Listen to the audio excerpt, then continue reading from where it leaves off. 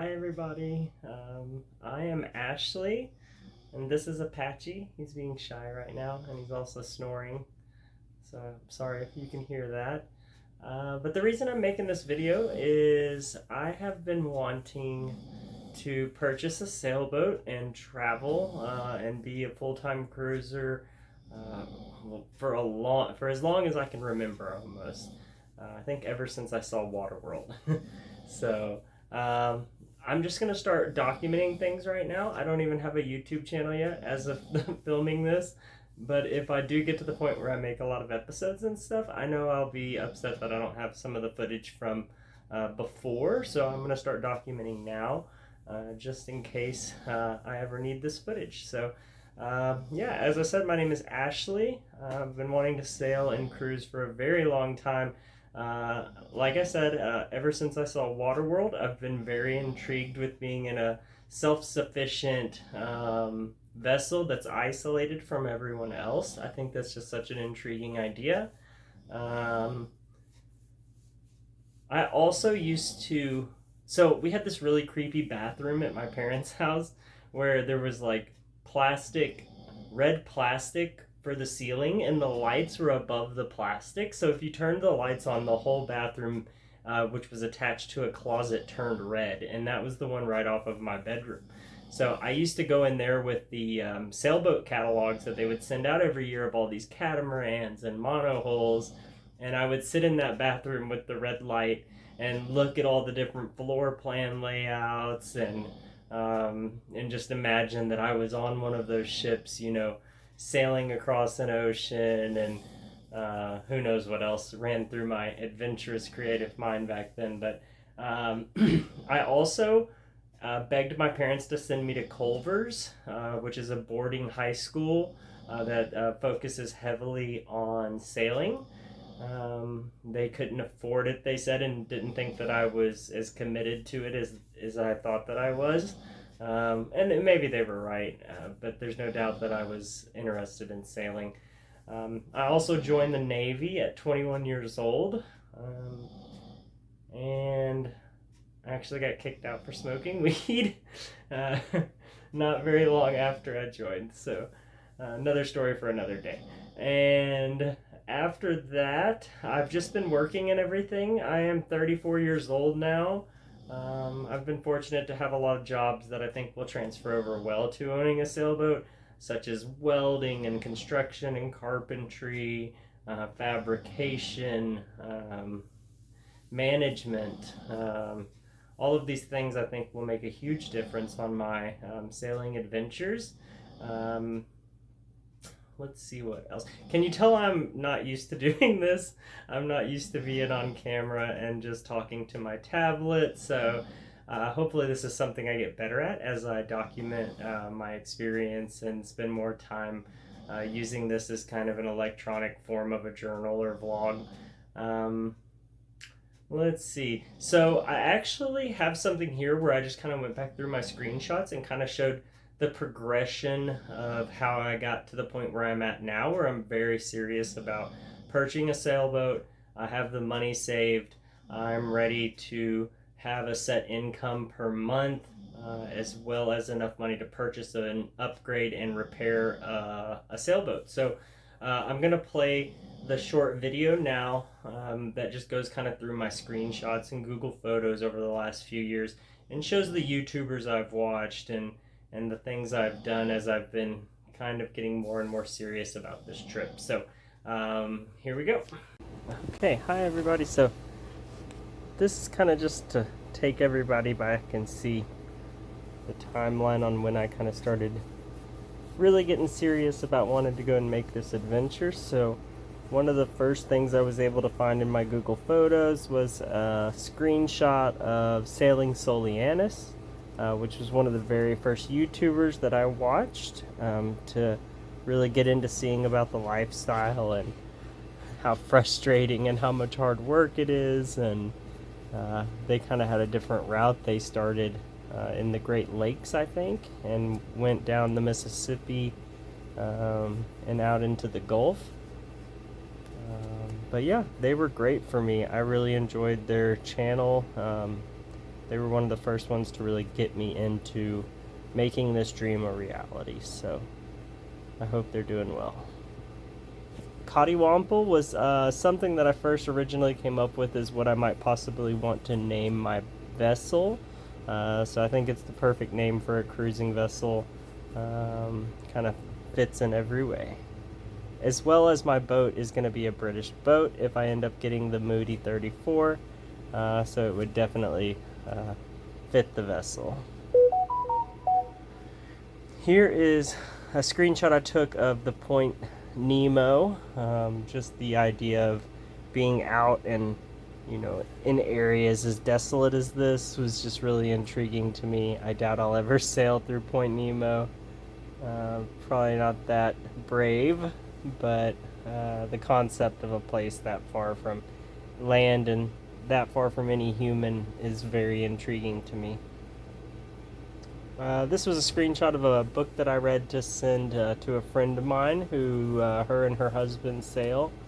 I really liked Julie Bradley's writing style in this book. I did not like the second book as much. It felt like a lot less sailing and a lot more their time on land and what they were doing. And but this book right here, I really thought helped me a lot in preparing mentally for what I might face going forward. Okay, so here's me at my ASA 101 course. That is Bob, our instructor there on the side. We were in a Catalina 22. It was a lot of fun and I really learned a lot. I highly recommend ASA 101 to anyone that has no experience in boating or sailing and would like to get out on the water and be able to practice some of those fundamentals. That was just a gorgeous boat that was there during my ASA 101. It's still gorgeous. Picture of the globe I was looking at for the South Pacific.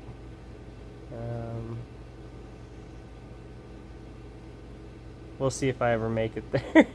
let's get out of the US first and see the Caribbean, and then if we're still going, we'll go see the Pacific. So here's me starting to pack up totes and everything and deciding what I need to keep and actually take on the boat and what I was going to put in storage. So yeah, it was really profound. While I was doing this,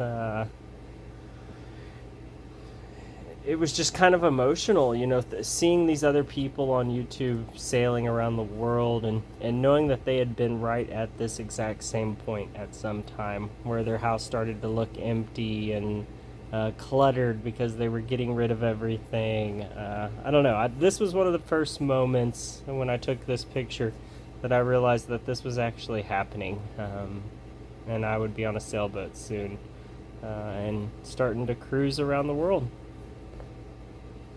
This was just part of boat shopping, and I actually knew about all this before I took this, but this was to show someone, I think, to explain the different keel types and what I might need for what my desires are to do when I'm sailing. This is more pictures of totes. These are tools, things for the boat like hammocks and chairs and fanny packs and little toys like Rubik's Cubes. And then another tool tote, and I love that Craftsman wrench and socket set, by the way. Another shot of just keeper stuff. A lot of those are just kitchen totes and things of that nature. A shot of my house really looking empty. And actually, as I'm recording this right now, I just had a cash offer on my home and I accepted it, and we are just waiting on inspection, and then we should be able to close that day or a few days after. So at the time of me recording this, I will have the money in my account shortly, within a week or so. And we'll hopefully be able to go and start really viewing some vessels that I'm thinking about purchasing.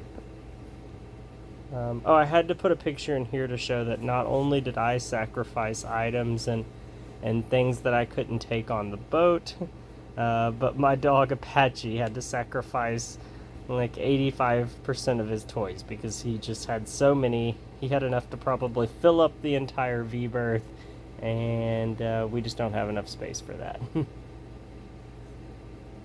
Okay, so another shot. I'm getting closer here in this picture to show kind of how close I was getting to have everything out.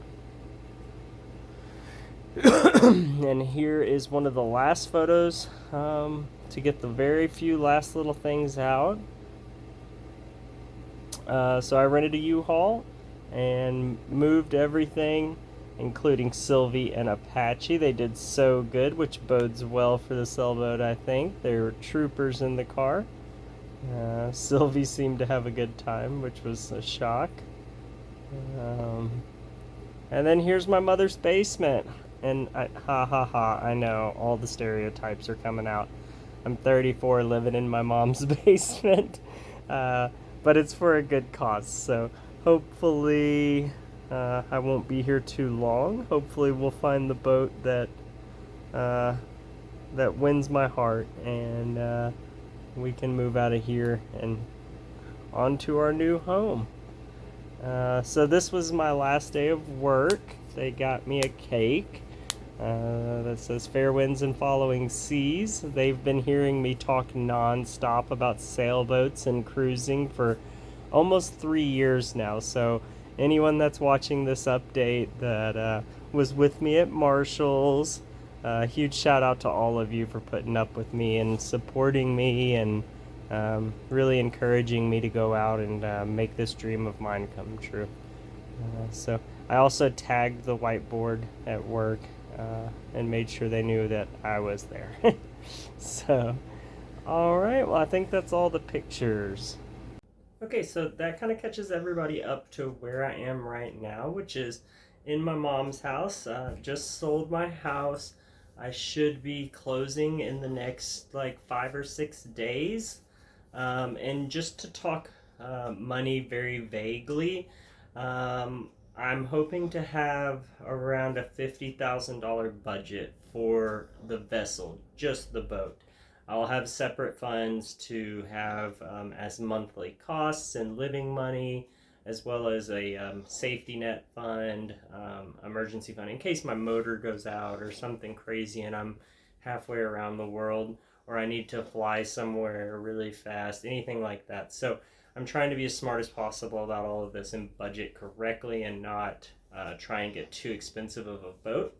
But that's really where we're at right now. I am spending a majority of my time looking over sailboat listings, Boat Trader, Yacht World, Yacht Market, Craigslist, in any avenue that I can find to try and find a boat that is fitting. So I kind of have an idea of what I want. There's two categories and I'm kind of split between the two. I kind of have options in either one. One is, an extremely solid, full keel, ready to go circumnavigate nonstop kind of vessel, like a West Sail 32, a Contessa 32, a Tiana 37, Pacific Seacraft 34s and 37s. There's a few other options in there as well, but those are kind of the core heavier boats. And then on the lighter side, I've kind of looked at an Amel Sharkey, which is one of the shorter Sharkies. It's not the 39, it's the 36 footer, I believe.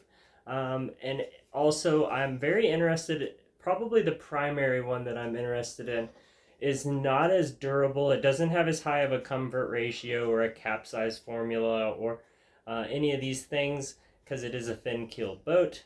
But I'm very interested in the Moody 34 center cockpit. This is some place that I'm going to be spending all of my time. This is my home. I'm very in love with the floor plan of the Moody 34. The way that it has the huge aft cabin, the hallway going back, the way the kitchen and the nav station is set up. I like that the bathroom is right at the bottom of the companionway stairs so I can use it as a dry locker. I can go straight into there, take off all my wet gear, shut the door, and hopefully keep as much moisture on, times when the weather's not cooperating. Keep as much moisture out of the main area as possible. Um, I like the saloon setup is very nice on the Moody 34 as well. It is literally like a fully encircling couch, one on either side, that has the fold-up table in the middle. And I am a piano player and an avid chess player. So if anyone wants to play chess, shoot me a private message or something, and we can play on chess.com or something like that. I have a DGT board with smart board with DGT Pi, so we could probably find a way to play over the internet. But I digress. I really like the Moody 34. It's just set up the way that I like. It is a 15,700 pound displacement boat, so it's not really a lightweight boat. It's the Tiana's 22, which is I think the most. The West Sail 32 is 21. So it's not a lightweight boat, and it can definitely handle blue water offshore sailing. Now, do I think it will handle it as well as a Tiana 37? I don't. I think the Tiana would just about take anything and just keep on going. It may be able to take more than I can even, and so it may just be going on its own. But that gives me a lot of confidence to know that the vessel is not going to fail on me if we do get caught out in a storm less than ideal. So I'm very torn between these two concept of boat, and I'm going to continue to view both until I see one that fits and makes me feel good. I'm not rushing my boat buying experience. That's the number one piece of advice it seems that everyone has to say is don't fall in love with the boat. So I'm going to try and be very objective, very thorough in how I inspect the vessel prior to hiring for a survey.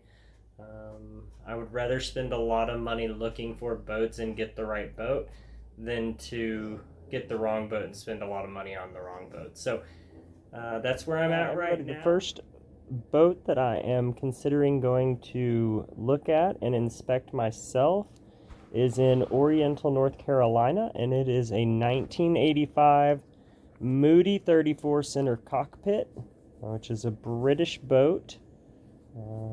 It's one that I've had my eye on for a while just because I fell in love with the floor plan so much, and I've read some books by one writer who had a Moody 34 or a Moody 36. I cannot remember exactly which one he had.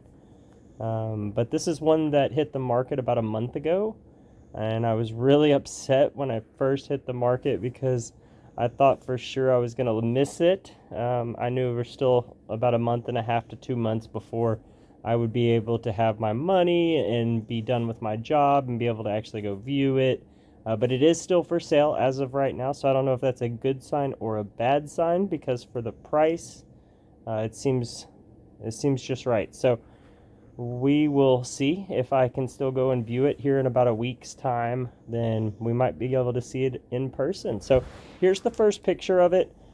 This is a good sign. I mean, it looks like they've done heavy cruising. They've got the wind generator. They've got the radar. It looks like a nice dinghy with an outboard. It's got the dinghy holders. The sails have sun protection.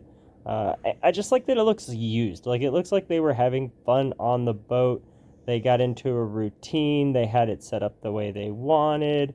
It looks like one of them is comfortable enough to go forward while they're under motion. Like, it just seems like they, really enjoyed this boat and cared about it, which is a big deal to me. So.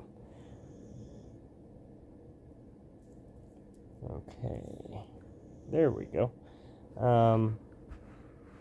This shows the front of the boat. Again, I see some things here that catch my eye. For one is that the baby stay is in a different position. So typically the baby stay goes to the center of the foredeck, and it's all the way up by the anchor locker. And that's a really good sign. That means that they knew that the short baby stay on this particular boat is weak on the Moody 34. It tends to pull up and deform the foredeck and cause leaks, and it's just not secure enough where it was put by the factory to be reliable in offshore conditions. So the fact that it's moved makes me think that they got it done correctly and found a solution on how to get it into a bulkhead or something that would secure it more. Other things that I see right off the bat, the no skid or the no non-slick looks pretty good on the boat.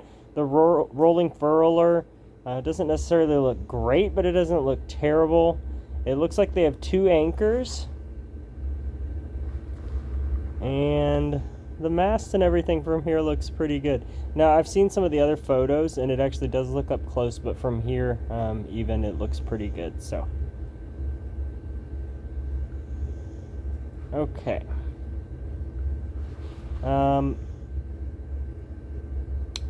The cover here, the Dodger and Bimini, looks pretty good. I don't know how old these photos are. The seller said that they were only 3 to 4 weeks old. So I guess I won't really know if that's true until I'm able to get down there and look at the vessel. But from here you can see some more of the components at the back. It looks like there is some jerry cans. I'm thinking that's a radar or some kind of antenna back there. I'm not sure what that is, but it definitely has the wind generator, solar panels, looks like a stainless steel grill, and I love that it's got the dinghy holder and stuff. I just feel like that makes your dinghy so much more secure in areas where theft is an issue. The boom looks like it's in pretty good condition. The handrails, I'm glad that those are there. It looks like they could be treated a little bit, but that's okay. Yeah, I don't like the the stanchions and the cables. It doesn't look strong enough to me. I may look at improving that if I were to get this vessel. I definitely be putting netting all the way around to protect my animals. But another thing is that fully enclosed cockpit like that, with mesh and everything, and the traveler behind the cockpit makes me feel a lot better about having my dog and my cat on this boat. So the safety of my animals is one of the main reasons I'm interested in this exact model. Okay, so cockpit looks pretty good. My dog would definitely lay there and be comfortable. I know my cat would too. She'd probably be up on top looking out the front windows or something. It looks like something that I could be comfortable in. I'm a solo single-hander. I don't need a huge table and stuff. That should be more than enough for me to get comfortable and to eat and do the things that I need to do in the cockpit.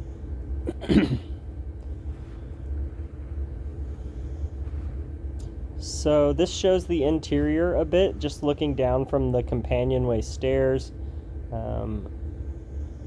It's really a pretty boat, and I love the way that it's laid out. I like the long skinny windows. I like the fold-up table with the sofa on one side and then the U-shaped area on the right that I'm sure converts into a larger bed if I had to guess. And yeah, so I'm a piano player and a chess player, and having that large table there, I'm really excited about being able to put my piano there, and I'm hoping that the height works out right. Otherwise, I will definitely make modifications. I definitely have to be able to play my piano. I want my piano to be nearly permanent there. I'm just the kind of person that if I have to pull it out all the time, I won't play it. If it's there and available for me to play all the time, then I will sit and play the piano all the time. Also with my chessboard, when I'm not in super wavy conditions, or underway at a heel, I'll be able to play chess on that table. I may even paint in like set solid chessboard on it, and then use a router and put in some magnets or something and make it a magnetic board. That would be fun, a little project possibly. Okay.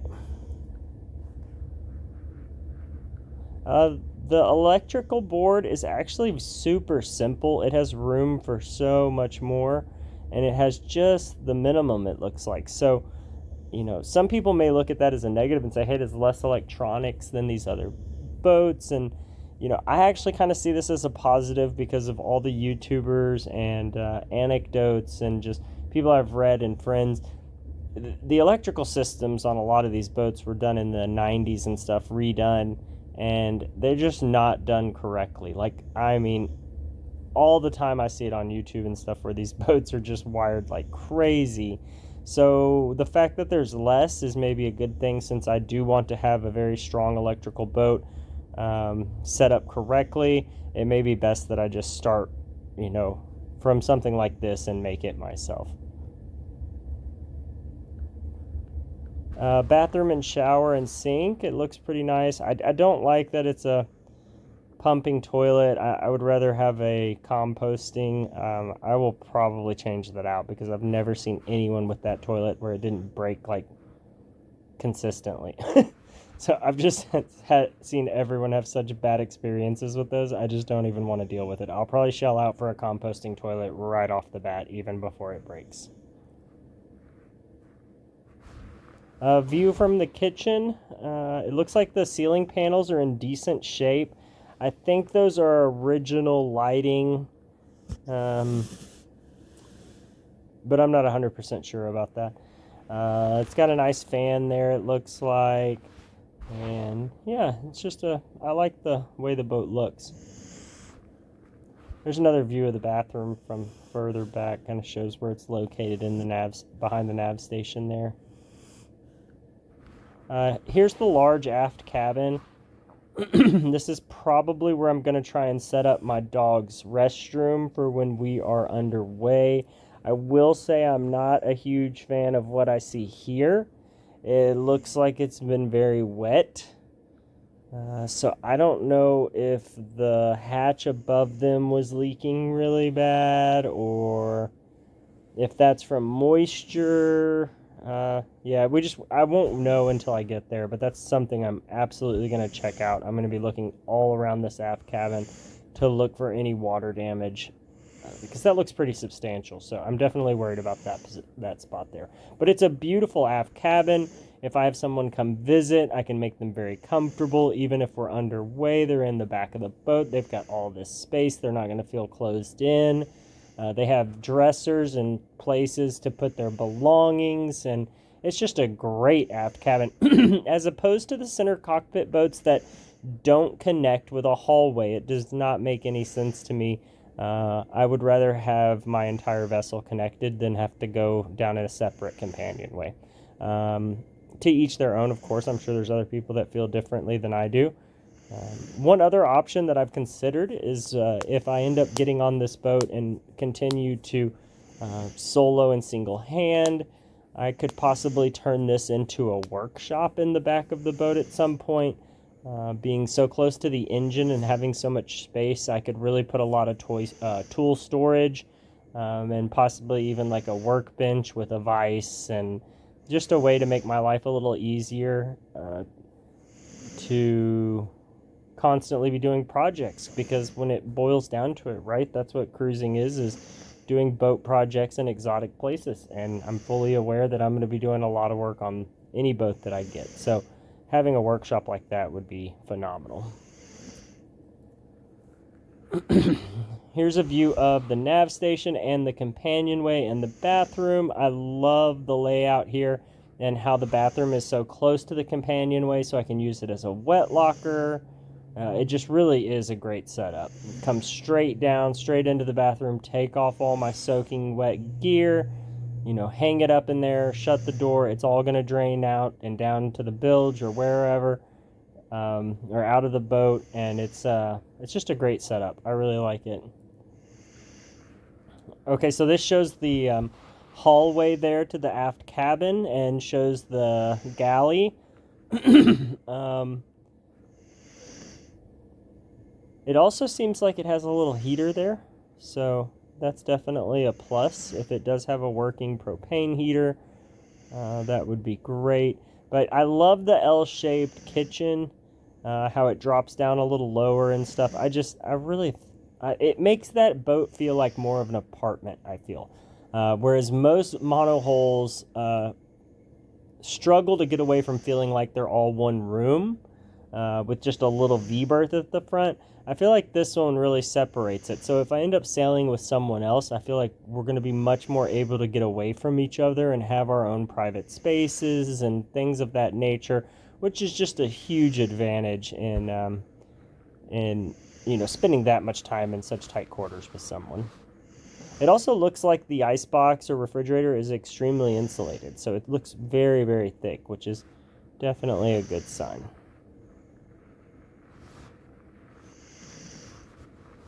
Okay, here's another picture of the foredeck. The mast looks like it's in good shape. I mean, it really does.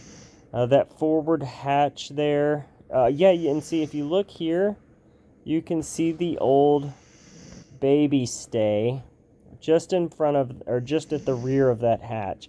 And see, now it's connected down here. And that is because it was in a bad position. It was a weak point on these boats. So this one has already been repaired, which is great, because no matter what, I was going to have to do that if it was not already done.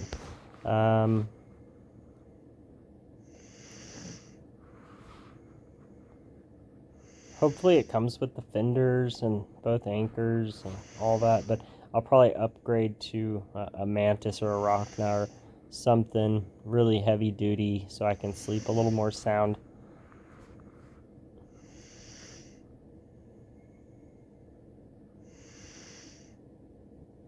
This is the same exact spot they had their boat on Sailing Nervous. It makes me wonder if this is their boat, but it's hard to tell. Okay, so here is the outside where it's been hauled out. It's a beautiful boat.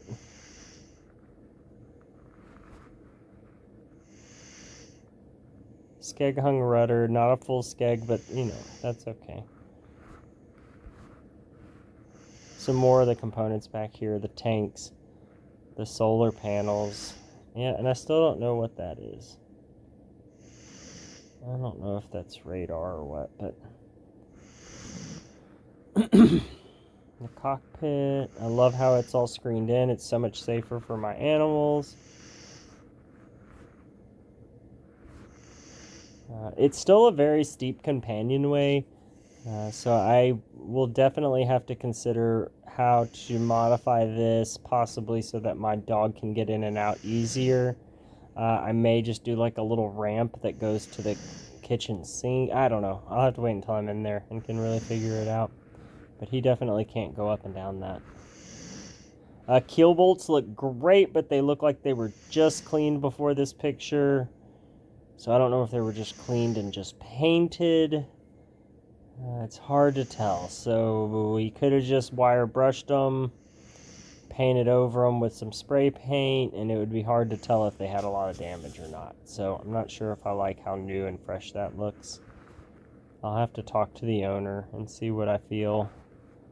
Okay, so the engine looks great. I hope this is a current picture. I'm not sure what that big box in the back is. I think it's a hot water heater, if I had to guess. But yeah, the engine looks like it's been taken care of to a degree. It's not just a rust bucket, so that's a great sign. It does have 2,200 miles on it. Again, if it's a diesel that's been taken care of, that's not the end of the world. So here's a shot showing the whole floor plan. But yeah, I think it's a great layout, and I don't think there's much argument there. I think a lot of people have always really enjoyed the Moody center cockpit layouts with the aft cabin. But yeah, I just hope I'm fortunate enough to get into a good one that can be with me for a long time. And this here shows the fin keel. I don't like that it's not as a protective propeller shaft, prop shaft, but I guess since it's between that skeg and the keel, it should be okay. This shows just all the specifications. So this here says 11,200 pound displacement. I saw another website that said 15,700 pound displacement, so I'm not exactly sure what it is. And then this shows the comfort ratio and the capsize screening formula. It's definitely a fast-ish vessel. It's got an S pound of 2.29, or an S number. It's got the comfort ratio is 22.28, which is a little low for what I would actually prefer. It's actually rated as a coastal cruiser, not as a offshore or heavy offshore vessel. The capsize screening formula is actually a bit higher than all the other ones on my list as well. So this boat is not meant to handle the extreme conditions like the boats or the other boats that are on my lists. But yeah, that's the Moody 34 that I want to go look at. Hopefully I'll be able to go see it around Thanksgiving time or just after. And let's hope it looks as good in person as it does here in these photos. But I'm sure that's not the case. I'm sure we'll unearth many issues and places where there's things that have to be fixed. But we can keep our heads up and hope for the best.